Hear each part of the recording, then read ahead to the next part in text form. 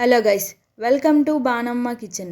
ఈరోజు మన రెసిపీ వచ్చేసి చికెన్ ఎగ్ ఫ్రైడ్ రైస్. ఈజీగా ఎలా చేయాలో ఈరోజు చూద్దాం. చూడడానికి ఎంత టెంప్టింగ్ ఉందో. ఒక్కసారి చేసి పెట్టండి, ఇలాగా పిల్లలు మళ్ళీ మళ్ళీ అడుగుతూ ఉంటారు ఇదే రెసిపీని. ఆ చికెన్ పీస్ని, ఆ ఎగ్ పీస్ని రైస్లో పెట్టుకొని తింటే కేక్ ఉంటుంది. ఇప్పుడు రెసిపీలోకి వచ్చేద్దాము. ముందుగా నీట్గా కడిగి పెట్టుకున్న చికెన్ తీసుకోవాలి.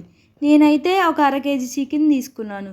దాంట్లోకి ఒక 1/2 spoon salt, 1/2 spoon turmeric powder, 1/2 spoon కారం, 1 స్పూన్ కార్న్ఫ్లవర్, అలాగే 1 స్పూన్ అల్లం పేస్ట్ వేసుకోవాలి.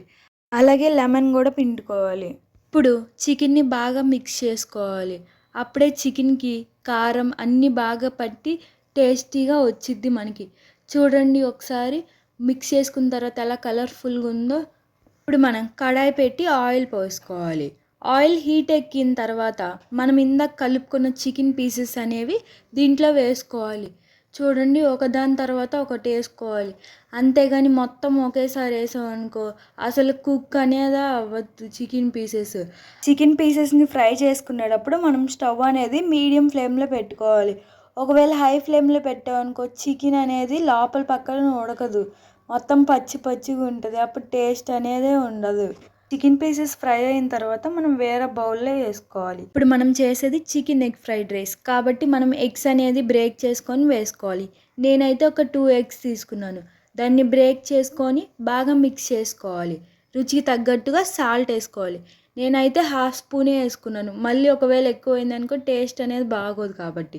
ఇప్పుడు బీట్ చేసుకున్న తర్వాత ఫ్రై పెట్టుకొని కొంచెం ఆయిల్ పోసుకోవాలి. దాంట్లోకి మనం ఇందాక బాగా మిక్స్ చేసుకున్న ఎగ్ బ్యాటర్ని వేసుకోవాలి. చూడండి, ఎగ్ కూడా బాగా ఫ్రై అయిన తర్వాత మనం వెజిటేబుల్స్ యాడ్ చేసుకోవాలి. నేనైతే క్యాబేజ్ వేసుకున్నాను, చిల్లీ వేసుకున్నాను అండ్ కరివేపాకు వేసుకున్నాను. అవి కూడా బాగా ఫ్రై అయిన తర్వాత 1 స్పూన్ అల్లం పేస్ట్ వేసుకున్నాను. ఇవి కూడా బాగా మిక్స్ చేసుకోవాలి. ఇందాక మనం ఫ్రై చేసుకున్న చికెన్ని చిన్న పీసెస్గా కట్ చేసుకొని వేసుకోవాలి. అలాగే ఉడికించి పెట్టుకున్న బాస్మతి రైస్ వేసుకోవాలి.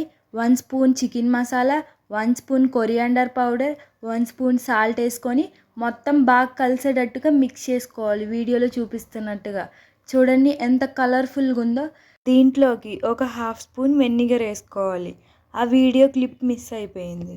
ఇప్పుడు లాస్ట్లో కొత్తిమీర వేసుకొని దించేసుకుంటే మన tasty egg chicken fried rice అనేది రెడీ అయిపోద్ది. చూడడానికి చాలా టెంప్టింగ్ ఉంది. ఇంకా మనం ఏమేమి కుకింగ్ వీడియోస్ చేయాలనేది కామెంట్ చేయండి. మా వీడియోలు కనుక మీకు నచ్చినట్టయితే లైక్ చేయండి, షేర్ చేయండి అండ్ సబ్స్క్రైబ్ చేయండి. Thanks for watching.